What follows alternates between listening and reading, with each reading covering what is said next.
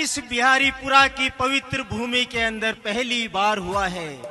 हमने भंडारे खूब किए, हमने स्वामियां भी कम नहीं की, लेकिन यदि हिंदू ही सुरक्षित नहीं रहेगा तो ये कौन करेगा।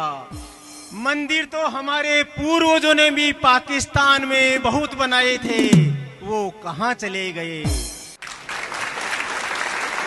हम लोग अभी कार्यक्रम का निमंत्रण देने के तो पूछा गया कि इसकी क्या जरूरत आ गई। हमने कहा आज के इस कलयुग के अंदर इसी की जरूरत है। क्यों जरूरत है? इसलिए जरूरत है कि सदियों से हमने बहुत जुल्म सहे हैं। किसी जमाने में हम सातों द्वीपों तक रहा करते थे, जिसका वर्णन महाभारत के अंदर हम सुनते हैं कि युधिष्ठिर को सातों द्वीपों से टैक्स देने के लिए आते थे। राजा जनक ने भी अपनी पुत्री सीता के स्वयंवर का निमंत्रण सातों द्वीपों तक भेजा गया था। अब फिर कौन सी हमसे भूल हो गई कि हम सिकुड़ते सिकुड़ते यहाँ तक आ गए हैं। हम कब ऐसा कार्यक्रम करते हैं जिसमें सब हिंदू आकर के बैठे। ऐसा कार्यक्रम हम नहीं करेंगे और जन चेतना नहीं आएगी तो ये सिलसिला रुकने वाला नहीं है। इस कार्यक्रम की संयोजक आयोजन करने वाले सदस्य 1 महीने तक जिन्होंने खाना पीना भी कम कर दिया और शीतलहर से मुकाबला करने के लिए एक एक हिंदू को जागृत करने के लिए यहाँ पर बुलाया। आप लोग आए समय निकालकर, तो उसके लिए आयोजन कमेटी की तरफ से मैं आपको हार्दिक धन्यवाद देता हूं, अभिनंदन करता हूं और यह चाहता हूं कि आने वाले समय में ऐसे कार्यक्रम बहुत रहे। क्योंकि हिंदू जागृति, और जब तक हम जागरूक नहीं रहेंगे तब तक हम खतरों को पहचान नहीं सकते। जागरूक किसे कहा जाता है? जागरूक वह नागरिक है जिसके आसपास के अंदर क्या हो रहा है। जो हो रहा है उससे मेरे परिवार की, मेरे धर्म की और मेरे देश के ऊपर उसका क्या असर पड़ेगा, हमने इस पर शायद कभी विचार ही नहीं किया। अभी महाराज जी ने एक उदाहरण दिया था कश्मीरी पंडितों का।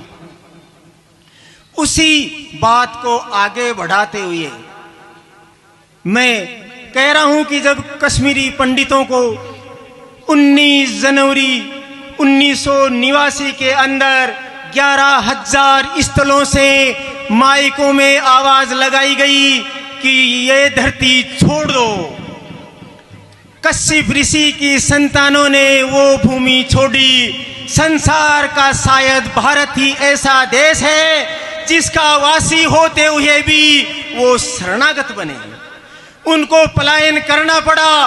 भागते हुए कश्मीरी हिंदुओं से पूछा गया कि तुमने तो शस्त्र और शास्त्र की शिक्षा ली थी, क्या तुमने उसको त्याग दिया? क्या तुम्हें श्री कृष्ण के हाथ के अंदर सुदर्शन नहीं दिखाई दे रहा था जब तुमने अपनी जन्मभूमि छोड़ी? क्या श्री राम का सिद्धांत नहीं आपको याद रहा जिसमें जननी जन्मभूमि से स्वर्गापति गरियसी बताया? इसका मतलब जननी और जन्मभूमि स्वर्ग से भी अच्छी है।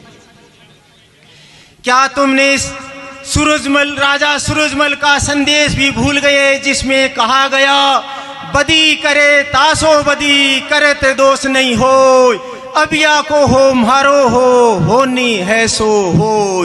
अगर दुष्ट है और वो दुष्ट सा सही मानता है तो उसमें बुराई भी नहीं है। इस सिद्धांत के आधार पर बहुत से कट्टरपंथियों को दंड देकर इस पवित्र भूमि से पलायन करा दिया था राजा सूरजमल ने। श्री कृष्ण का वह सिद्धांत जिसमें कहा गया सटे सत्यम सम आचरित, यानी जो जैसी भाषा समझता है उसको वैसी ही भाषा में जवाब दो। क्या तुमने गीता का वह सिद्धांत भी भूल गए जिसके अंदर कहा गया है धर्म्यार्थी युद्धाते श्रे अनेते क्षत्रिय सेने विदते यदर्चाचे उपपन्नम सवरगद्वार उवापरन्नम। हे कश्मीरी हिंदुओं, तुम इतने कमजोर क्यों हो गए? तुम्हें सब कुछ छोड़ करके बेदखल कर दिया गया। प्यारे ग्रामवासियों, सनातनियों, कश्मीरी हिंदुओं ने क्या जवाब दिया, उसके ऊपर हमको मनन करना चाहिए और सुनना चाहिए कि उन्होंने क्या कहा। कश्मीरी हिंदुओं ने क्या कहा? हमने सेब के बागान बढ़ाए, हमने दौलत भी बहुत बढ़ाई, घरों की मंजिलें भी बहुत बढ़ाई, घर के बाहर कारों की संख्या भी हमने बहुत बढ़ाई, हमने बैंक बैलेंस भी बहुत बढ़ाया, घर के अंदर रखी तिजोरी की चौड़ाई भी बहुत बढ़ाई और उनसे भाईचारा भी बहुत बढ़ाया। लेकिन हमने जनसंख्या घटाई। जिसको बढ़ाया वो आज हमारे साथ नहीं है और जिसको घटाया वो तो पहले से ही नहीं था।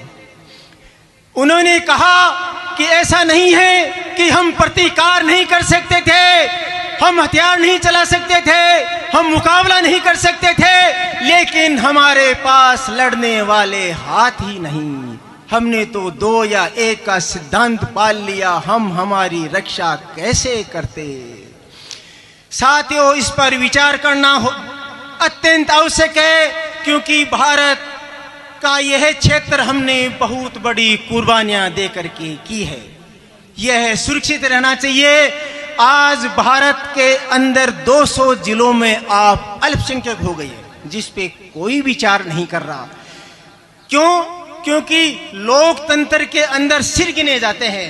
आप अच्छे आदमी हैं, समाज सेवी भी है, कोई नहीं पूछने वाले। अगर जिसके पास वोट है उसी की सत्ता होगी और उसी का शासन आएगा। और शासन कैसा आएगा?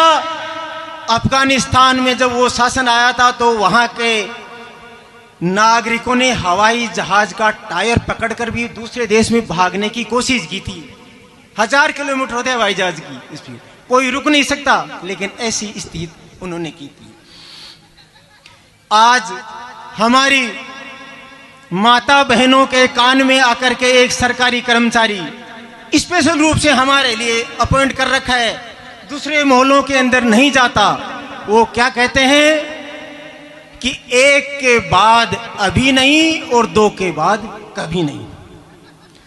अपन हिंदू इस पे विचार करने के बजाय हम क्या बोलते हैं, शेर का बच्चा एक ही अच्छा। और उससे भी बढ़कर बच्चा ने बच्ची नींद आई अच्छी।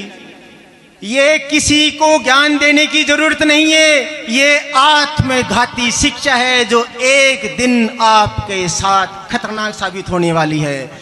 साथियों, बिहारीपुरा की इस पवित्र भूमि से मैं भविष्यवाणी कर रहा हूं कि आने वाले समय में ये जो एक तरफा आबादी है, ये आबादी भारत के खिलाफ बहुत बड़े हथियार के रूप में काम आने आएगी और अपन देखते रह जाएंगे। आज भी एक हैदराबाद से कट्टरपंथी बोलता है कि 1 करोड़ सड़कों पे उतार दूंगा, तो तुम कैसे रोकोगे?